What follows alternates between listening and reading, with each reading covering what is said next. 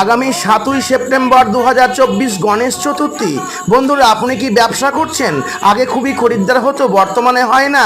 তাহলে গণেশ চতুর্থী দিন অবশ্যই পালন করুন এই কাজগুলি। নাম্বার 1, আপনার ব্যবসায় আগে খুবই উন্নতি হচ্ছিল, কিন্তু বর্তমানে যদি উন্নতি না হয় তাহলে এই দিন আপনি অবশ্যই আমিষ খাবার গ্রহণ করে দোকানে গণেশ পূজা করবেন। এই শুভ দিনে ভগবান গণেশের আশীর্বাদ পাওয়া যায়। 2, ভগবান গণেশের পূজার সময় একটি লাল চেলি নিয়ে তাতে 4টি কড়ি, কিছু আতপ চাল এবং 4টি হরিতকি নিয়ে পূজার সময় ভগবান গণেশের পায়ের কাছে রেখে পূজা শেষে চেলিটি পুঁটুলি বেঁধে ক্যাশ বাক্সের ভেতরে রেখে দিন।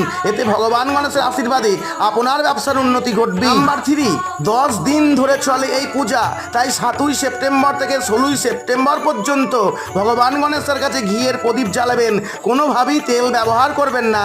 এতে গণেশের আশীর্বাদ অবশ্যই আপনি পাবেন। আর এখনই ভগবান গণেশের আশীর্বাদ পেতে ভিডিওটিতে লাইক দিয়ে কমেন্টে জয় সিদ্ধেশ্বরী গণেশ